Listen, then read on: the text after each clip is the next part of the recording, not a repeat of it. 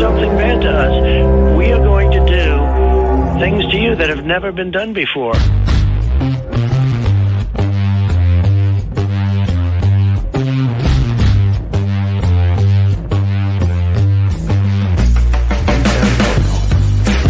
What the is that, dude?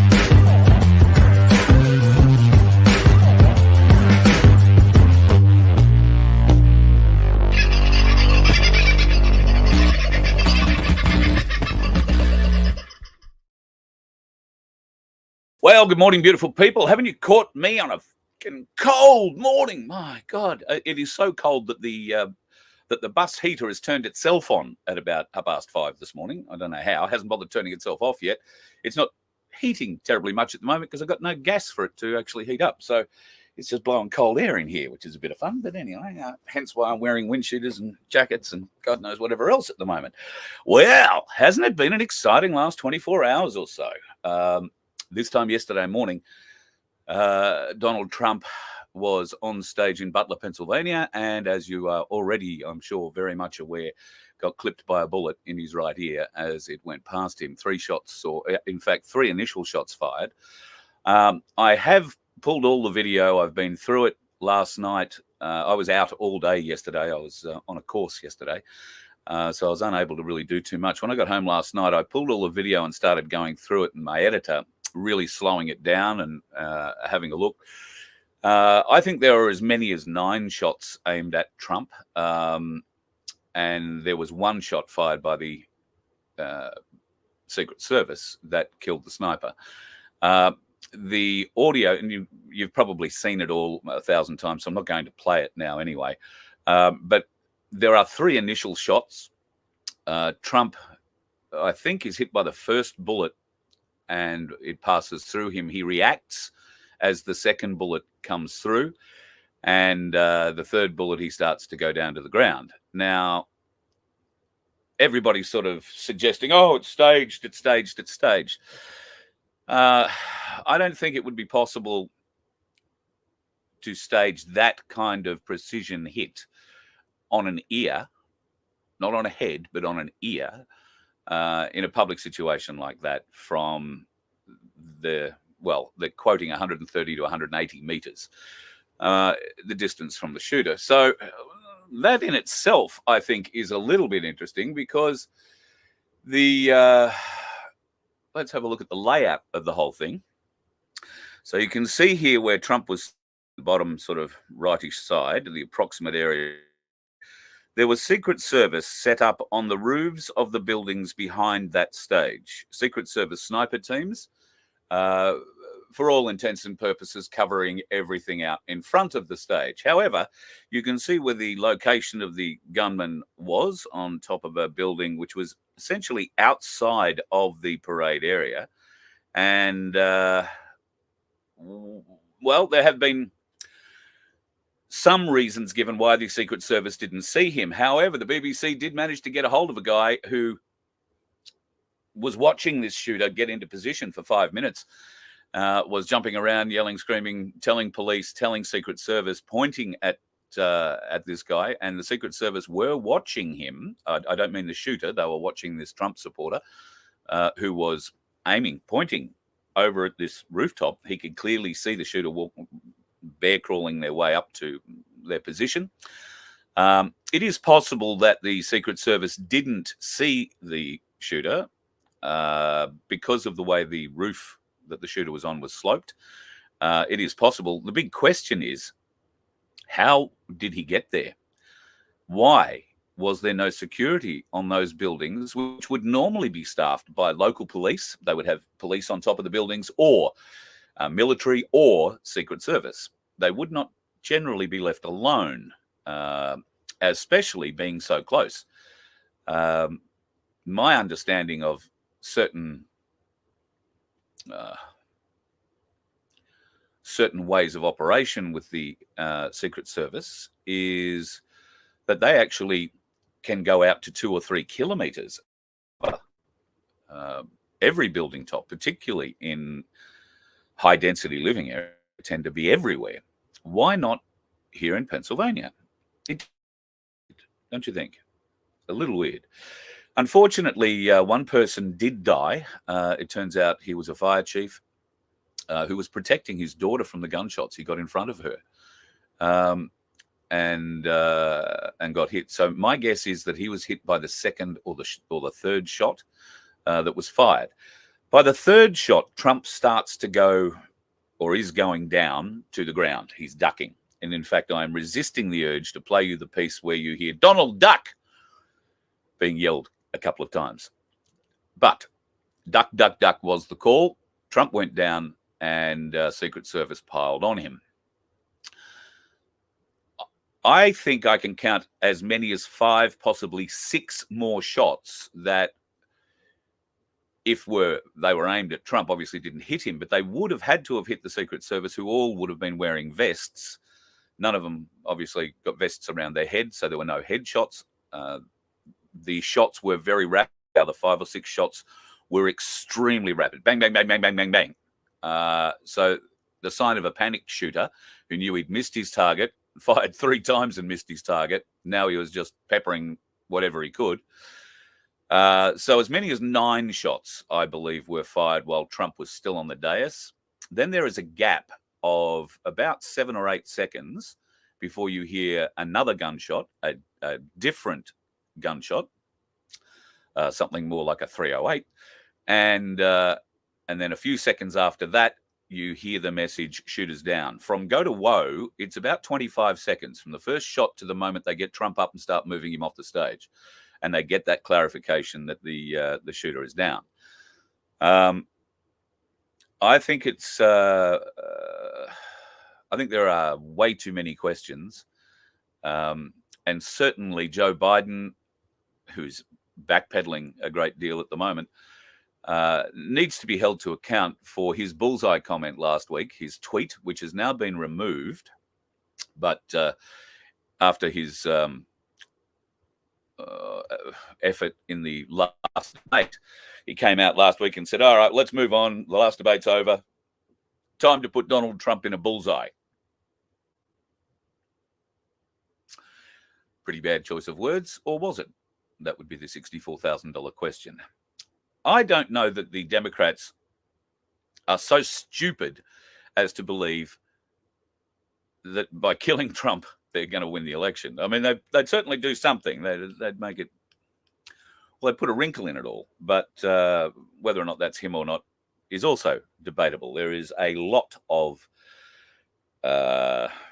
talk about that being a clone or a body double or whatever, that the Trump, not just Donald, but the entire family, are safe off-world is one of the stories that I heard yesterday.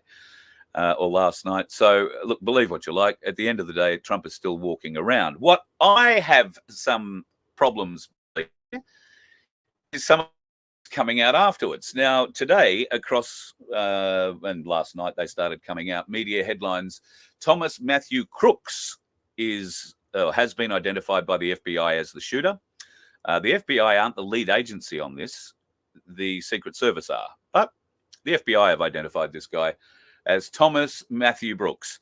And then I got this video. My name is Thomas Matthew Crooks. I hate Republicans. I hate Trump. And guess what? You got the wrong guy. Take from that what you will.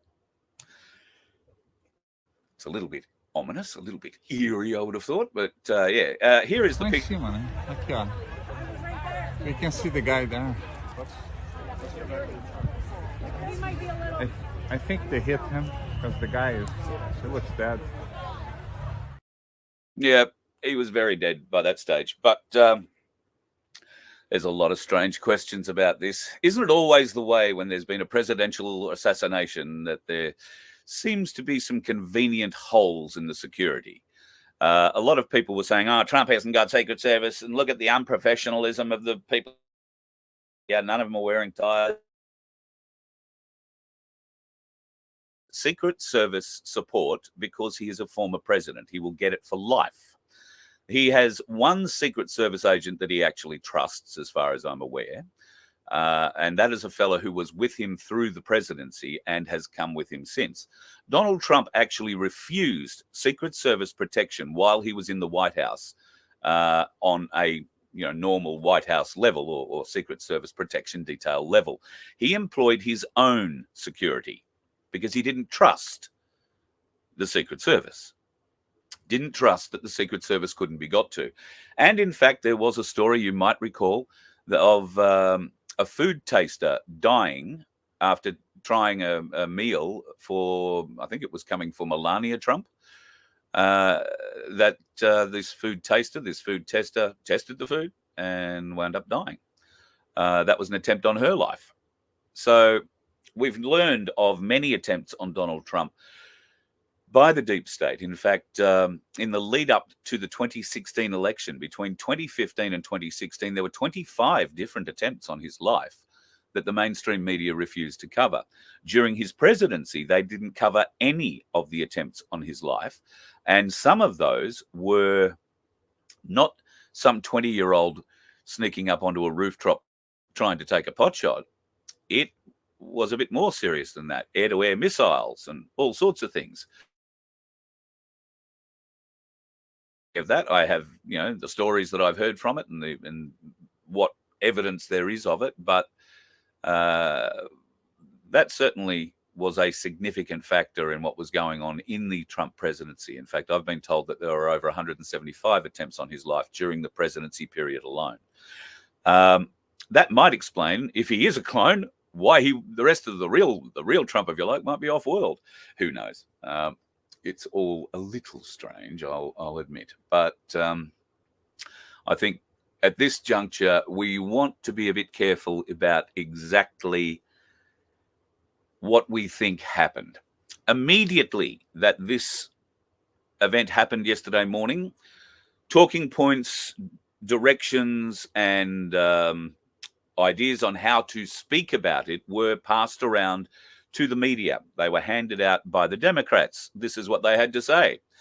A reminder to stick to facts. Don't speculate, editorialize, sensationalize, or jump to conclusions reporting on the Trump rally incident today.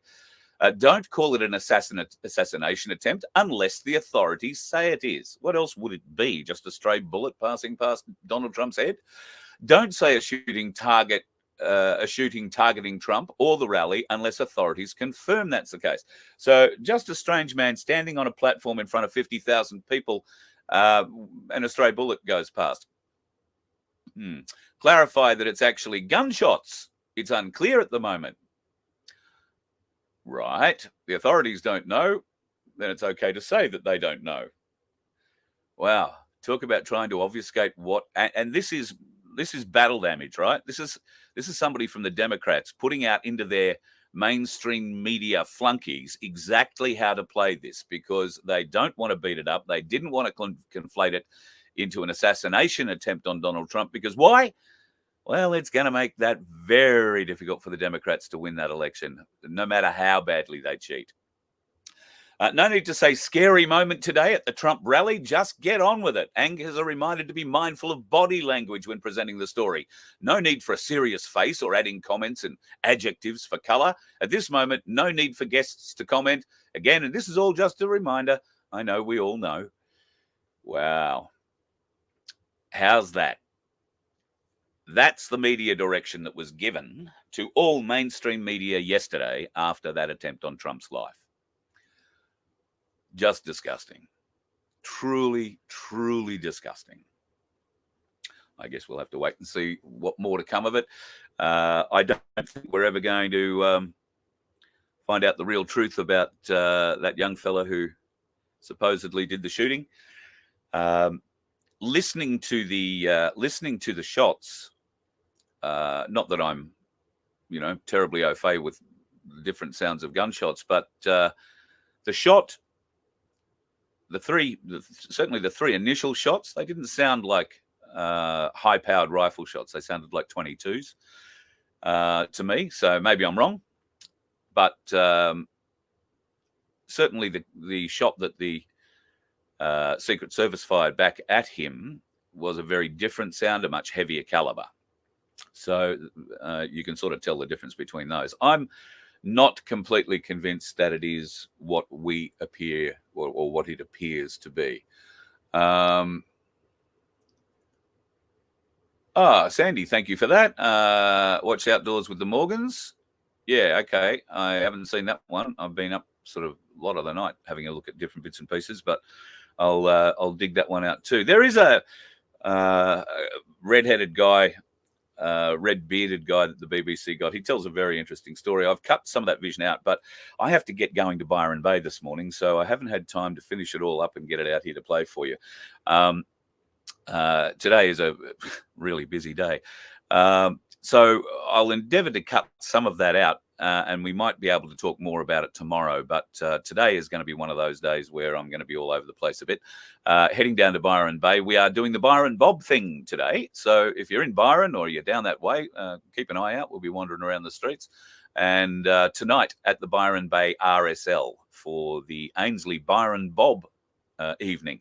Come and learn how the Byron Bob works around Byron Bay, and hopefully we'll experience a little bit of that today. And of course, the Byron Bay Bob, better known as the Ainsley 1/10 silver round, is now back in stock at ainsleyBullion.com.au. Don't forget to mention me or the Voice of Freedom to get your discount if you're going to go and buy some. I have a couple here that I'm going to be handing out to people who have asked me to pick them up. So we'll catch up with Harry today and give him his. And we might see if we can't find somebody else to hand one over to as well. You get 40 of those rounds in one of the holders. I haven't got it with me. I've already packed it up to take it. So otherwise I'd show you. But you'll get a look at it today. We'll be talking about it a lot. A lot of what will happen today will be on the Nun2K YouTube channel. I'll probably do a couple of little short lives off the phone from Byron Bay at some stage, but I can't do it across all platforms off the phone, unfortunately. So there'll be a couple of bits on Nun2K during the day, and I'm endeavouring to try and cut a show together so that at 6:30 tonight, while Ainsley and David from the Byron Bob crew are explaining Byron Bobs to everybody at the RSL, I'll be able to put a bit of a show together that will show you how we spent the day in Byron Bay. Fingers crossed. That is the plan. Just having a bit of a glance down through the chat, folks. See what I've missed. Nice to see so many early risers. The cops and the security were warned about 5 minutes prior to an individual on the rooftop. Yes, in fact, it was a lot longer than that. It was about 9 or 10 minutes. The bloke that was trying to point him out watched him for 5 minutes before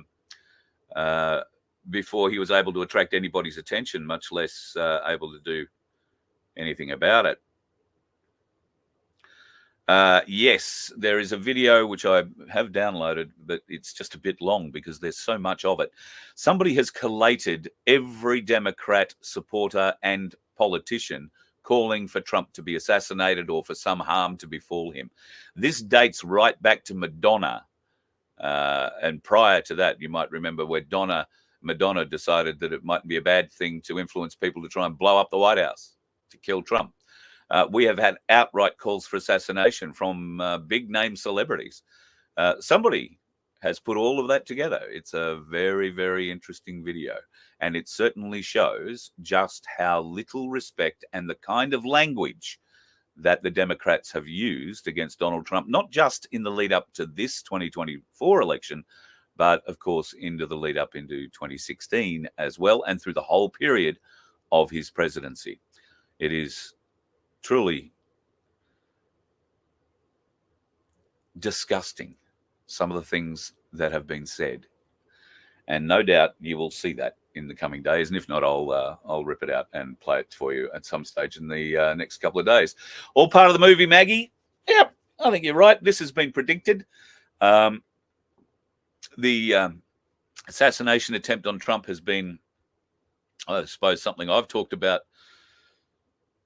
since the end of last year. I think I may have touched on it once or twice this year. It has been on a timeline, and we've been aware of an assassination attempt for a couple of years. We never really thought too much about it. He was getting assassination attempts every other day. But we did know that there was going to be a public one at some stage. We just didn't know where and when. This then, I guess, is the predicted public assassination attempt. We'll see just how serious the Secret Service are and just how serious the FBI are in their investigations of all this. How far is this investigation going to go? Well, if you look at what some of the media have been able to find out about this Thomas boy, this Thomas Crooks, he apparently tried out for the shooting team at his school and was a really bad shot. Didn't make it. He was a bit of a loner, aren't they all? He didn't speak about shooting, didn't have too much to do with others who went shooting, but obviously clearly had access to weapons and went off and did what he did. But why would you make a video explaining who you are and saying, hey, you got the wrong man or you got the wrong person? I think that's going to require a little more delving down. We'll see what happens. Good morning, Sunflower. Hope you are going well, my darling. Nice to see Aussie Sue up too. Aussie Sue, I don't know if you're AI creating your good morning, good afternoon, and good night photos, but boy, you are putting up some beautiful photos. Truly, truly beautiful photos. Yep, now we'll see a flip in the narrative. You're 100% right, Maggie. Just watch this space. Will mainstream media come on board? Not without some resistance, I don't think. Thank you, Aussie Sue. Yes, folks, if you can like and subscribe, if you're not already subscribed, but give us a thumbs up. The algorithm is slowly but surely coming back to us, maybe. Some big changes have happened at YouTube for me to get all these channels back. I'm quite surprised. There's something weird going on at YouTube. News on Bitcoin this morning. Thank you, Daniel. Bitcoin's just hit 61K. Don't get why it still exists except for the continued corruption and support. Maybe Vince can help us explain why that would be the case. Of course, he's probably still asleep at the moment, but I will ask him that a little later on today and see whether or not he can come on and give us a bit of an idea. Okay. Wow, it's you, Suze. Every photo, absolutely beautiful. I am loving those photos. You're doing such beautiful work. We're talking on Facebook. Aussie Sue posts up a good morning and sometimes a good afternoon and usually a good evening or a good night image, and they are just truly beautiful images. So if you're a friend, you'll know exactly what I'm talking about. Okay, folks, I'm going to love you and leave you because I do have to go and have a shower, get myself beautiful, and head off down to Byron Bay for today's festivities. Harm, I'll be down to see you soon with your rounds in hand, and hopefully catching up with David Worth and the team from Ainsley, who will be at the Byron Bay RSL tonight to talk about the Byron Bob. A truly brilliant initiative. If you want to start a parallel economy in your community and cut the government clean out of it, then this is the way to do it. Grab yourself some Byron Bobs, either in the 1/10, the half, or the full Oz, the full ounce, not full Oz, what am I saying? The full ounce, and you will be able to, start a new way of trading for things in your community. And we'll find out more about it today, as I say, from David, with the agreed value, which I think is a terribly important thing to have settled in your community before you start flinging these things around. So, we'll keep you up to date from Byron Bay this afternoon if I get to Waddigos or if I get up to the lighthouse or somewhere spectacular. Personally, I'm not really looking forward to paying $11 for a cup of coffee, but who knows? It might have got cheaper since the last time I was there. Anything is possible. Whatever you do, folks, be safe today, and I'll be watching the dickheads on the roads. We'll talk more Trump later. You let one ant stand up to us, then they all might stand up. Those puny little ants outnumber us 100 to 1. And if they ever figure that out, there goes our way of life. It's not about food. It's about keeping those ants in line. That's why we're going back. Does anybody else want to stay? Let's rock!